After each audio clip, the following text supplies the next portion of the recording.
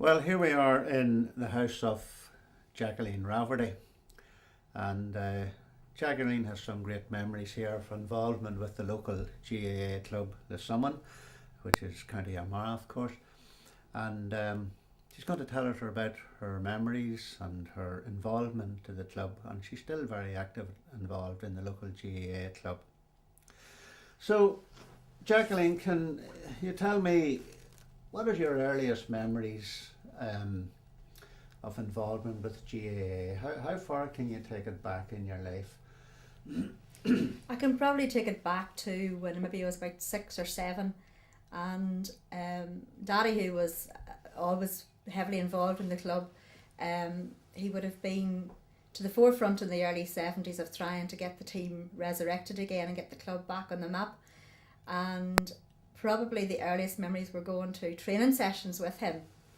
And the first memory that I really have probably stands out would be when at a training session, for whatever reason, he was carried off the pitch past me and I didn't realise what had happened to him. Of course, tried to run after him but was hauled back and taken home by someone else, only to discover later he ended up in Daisy Hill Hospital with concussion after getting knocked out. So that's probably the first memory I have, as I say, when I was maybe about 6. And of course it was through Daddy that I was just taken to all the matches and all the training sessions. And so that event, I didn't turn you off GAA for all time. You know, I'm going to lose my poor dad with this dangerous sport. Didn't have any negative effects on you? Well, obviously not, no. I'm still chasing after it. Was there any other family involvement in your family tree or Yeah, well, I had an uncle of my mother's, a great uncle, Thomas McGailey, who would have been to the forefront way back in the early 1900s. Big Gaelic man all of his life, lived till he was well in his 90s, and to the very bitter end he was still travelling around the country to football matches. He would have played on the earlier teams, the older Summon teams, way back in the 1920s, that era. So the fact that he actually would have lived with us for quite a number of years would have had a big burn as well on the GAA aspect in this house. Did he tell stories and things of his exploits? Well, unfortunately, yes, he would have told a lot of stories, but when we were kids we weren't that awfully interested. And unfortunately, if he was living today, we'd just love his stories. But some of the stuff we've actually found memorabilia over the years of bits and pieces. Like, in fact, I found in the house when I was clearing out old presses, I found an old referee's guide, the rules of refereeing way back in, I think it was like 1918 or around that era. I actually found his book. He obviously was a referee at some stage in his life as well, and this was his guidebook for refereeing. A lot of old paperwork, a lot of old, he would have had all the teams listed out from the early days, and again I still have all that old memorabilia as well. Your fond memories of that. Yeah, he was a big influence. Did you go to any matches with him now? Well, a lot of county matches, yes, he would have came with us too, because obviously he didn't drive, so he would have been taken to all the Armagh county matches with us all down the years when we were children. But more local matches, he would have just made his own way to the matches, and to be honest, you would have tried to avoid him at matches because he would have got very uptight, and you know, we would have been very headstrong at matches, so you sort of stayed out of his road. And matches then would have been debated afterwards for about a week. I see. So he'd have been one of the founder members, as you say, way back at the beginning of the century, very back, in this part of the locality. And what was his name again? Thomas McGailey. Thomas McGailey. Yes. Indeed. You were mentioning earlier on there your dad getting injured at training. Can you remember where the field was then? We didn't actually. I don't think we even had a field at that stage. It was a training field that we had, which is where Melissa Rafferty's house would be now.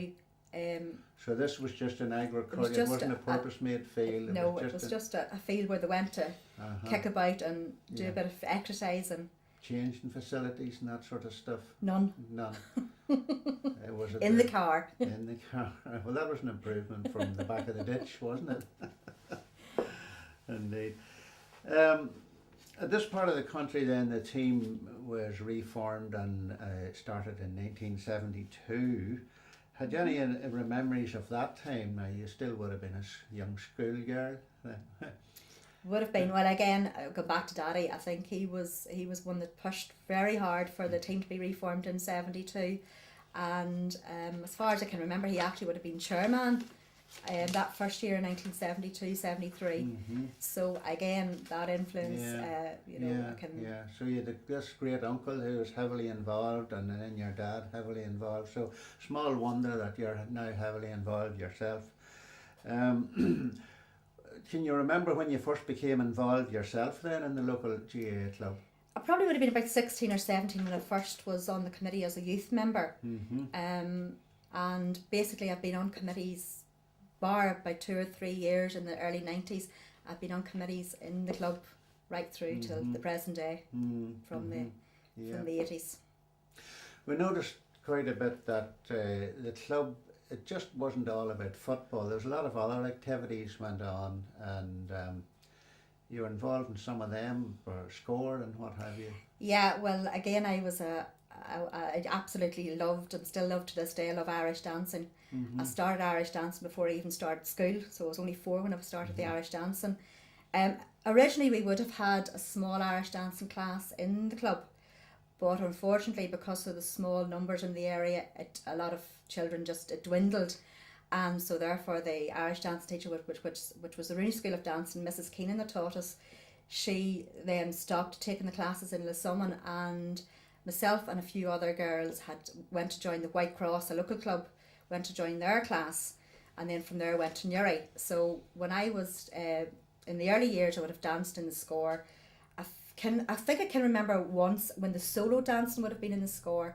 I danced for our own club, but then it became just team dancing in the score. And a bit of a traitor in those days, I danced for White Cross. And why was that again? Because we didn't have the numbers in our own area to make up a team. So I'd been involved with score, but White Cross would have been the club. So the the club in some way influenced you towards your Irish dancing and sort of help your interest for the interest to grow. Yeah, well, I actually did Irish dancing right until I was 17, so it went right through, and to this day I still love it. And would you have been involved then at teaching later on? Yeah, a few years back in our new club, about maybe 4 or 5 years back, we had a couple of years where we just locally taught, not any competitive dance or anything like that, but myself and Geraldine O'Hagan would have taken the children from about the age of 4 to about 10. We took them and just taught them the basics, and we'd have put little teams together for just our own club benefit for Christmas concerts and things like that, but nothing competitive. Talking about the team, they've got a fairly successful ladies team here going for a long time. We weren't involved in that at all in your time? No, although I love sport and although I love football, I never was. I enjoy watching it, but I never was into playing sport, and no, never was involved in the ladies team. Would have went to watch them, but so I had friends who played in the ladies team, but certainly I never played myself. I wouldn't be very sporty in the actual taking part in it. So you were a keen supporter then for the senior team. You went to all the matches home and away. Really missed. Yeah. How did the team do in general in the early days? Well, I don't think things in Gaelic football was as competitive in the early days. I mean, nowadays it's all about winning, basically. A lot of it is about the teams winning, and there's a bit of a down or a lull in the area if things aren't going well. Whereas in the early days, I mean, it was rare to win a match in the early days, so therefore you were well used to all the defeats, and it was just a matter of of being there and being part of the team, being part of the supporters, win, lose or draw. That gave you a good sense of belonging, did it? Did you feel these were your people type of thing? And they were friends and neighbours and representing your area and what have you. Yeah. People that in my childhood, they were actually people that you sort of would have looked up to. They were because they were that much older than you. The senior team, they were stars, even though they weren't winning. They were the ones that you wanted to follow. Is there any particular event in the life of the club that sticks out in your mind, you know, that you're going to remember for the rest of your life? Big days, big matches, big wins? Well, obviously the biggest day was the day that we won the only day that we won the junior championship back in 2004, September 2004, which was the highlight of everything that had gone before it. What was your feelings that day? Joy and delight and tears and all sorts of emotions that day, and just the minute that the final whistle blew and everybody out onto the middle of the field and hugs and all sorts. You get a sense of a big family. Yeah, great sense of finally achieving, you know, what was always the goal basically, but finally getting there, and you know, everybody was there for the one reason, and the team was just. What year was that? 2004. 2004. September Were they ever in a final before? I remember at the early final, I remember it was 87, and we're getting defeated that year. And then I remember another final in, I think it was about 97, 98. And that was probably the biggest disappointment. Everything in my life was geared around football matches. Every holiday was organised, even though my friends didn't realise this, but every foreign holiday was booked. I booked it because I had to sort out what dates suited in the calendar, that we weren't going on holidays when there was football on. And in that 98 final, everything was planned by the calendar date for the final. And then the county board went and changed the date, which meant that I actually had my holidays booked and was away for the final. And there was no mobile phones then, so it was a case of having to hang about the hotel that day to 5 o'clock to ring home to see who won. So unfortunately we didn't win that day. So mixed emotions, because in one respect I was disappointed we didn't win, but in another respect I was glad we didn't win because I would have missed the celebrations. So mixed emotions. You've seen the 2 days there, you've seen the losing of the finals and all the tears that went with that, and then you saw the elation of winning. Of winning it. And I think we celebrated for about a week. Yeah. You know, these brilliant events. What is it that they make us feel like that? You know, would you get that sort of a feeling anywhere else outside GAA? What is it about it that gives us this great feeling of when we win something like that?